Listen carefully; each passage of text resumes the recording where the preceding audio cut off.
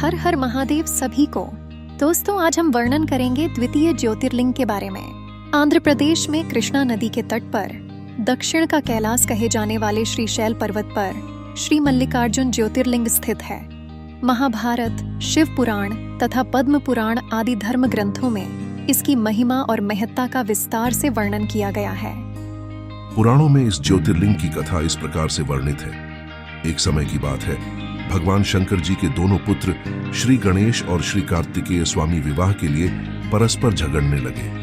प्रत्येक का आग्रह था कि पहले मेरा विवाह किया जाए। उन्हें लड़ते झगड़ते देखकर भगवान शंकर और मां भवानी ने कहा, तुम लोगों में से जो पहले पूरी पृथ्वी का चक्कर लगाकर यहाँ वापस लौट आएगा, उसी का विवाह पहले किया जाएगा। माता पिता की यह बात सुनकर श्री कार्तिकेय स्वामी तो अपने वाहन मयूर पर विराजित हो तुरंत पृथ्वी प्रदक्षिणा के लिए चल दिए। लेकिन गणेश जी के लिए तो यह कार्य बड़ा ही कठिन था। एक तो उनकी काया स्थूल थी, दूसरे उनका वाहन भी मूषक चूहा था। भला वे दौड़ में स्वामी कार्तिकेय की बराबरी किस प्रकार कर पाते? लेकिन उनकी काया जितनी स्थूल थी, बुद्धि उसी के अनुपात में सूक्ष्म और तीक्ष्ण थी।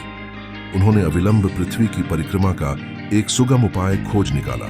सामने बैठे माता पिता का पूजन करने के पश्चात उनकी 7 प्रदक्षिणाएं करके उन्होंने पृथ्वी प्रदक्षिणा का कार्य पूरा कर लिया। उनका यह कार्य शास्त्रानुमोदित था। पित्रोष्ट पूजनम कृत्वा प्रक्रांतिम च करोति तस्य वै पृथ्वीजन्यम फलम भवति निश्चितम। पूरी पृथ्वी का चक्कर लगाकर स्वामी कार्तिकेय जब तक लौटे, तब तक गणेश जी का सिद्धि और बुद्धि नाम वाली 2 कन्याओं के साथ विवाह हो चुका था और उन्हें क्षेम तथा लाभ नामक 2 पुत्र भी प्राप्त हो चुके थे। यह सब देखकर स्वामी कार्तिकेय अत्यंत रुष्ट होकर क्रौंच पर्वत पर चले गए। माता पार्वती वहां उन्हें मनाने पहुंची। पीछे शंकर भगवान वहां पहुंचकर ज्योतिर्लिंग के रूप में प्रकट हुए और तब से मल्लिकार्जुन ज्योतिर्लिंग के नाम से प्रख्यात हुए। इनकी अर्चना सर्वप्रथम मल्लिका पुष्पों से की गई थी। मल्लिकार्जुन नाम प्रख्यात होने का कारण यही है। एक दूसरी कथा यह भी कही जाती है, इस शैल पर्वत के निकट किसी समय राजा चंद्रगुप्त की राजधानी थी।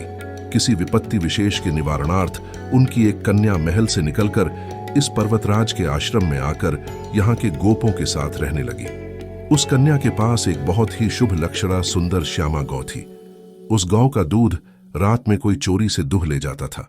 एक दिन संयोगवश उस राजकन्या ने चोर को दूध दुहते देख लिया और क्रुद्ध होकर उस चोर की ओर भागी।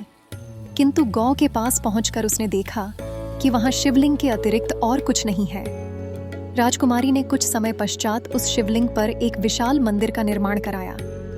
यही शिवलिंग मल्लिकार्जुन के नाम से प्रसिद्ध है। शिवरात्रि के पर्व पर यहाँ बहुत विशाल मेला लगता है और इस मल्लिकार्जुन शिवलिंग का दर्शन, पूजन एवं अर्चन करने वाले भक्तों की सभी सात्विक मनोकामनाएं पूर्ण हो जाती हैं। उनकी भगवान शिव के चरणों में स्थिर प्रीति हो जाती है।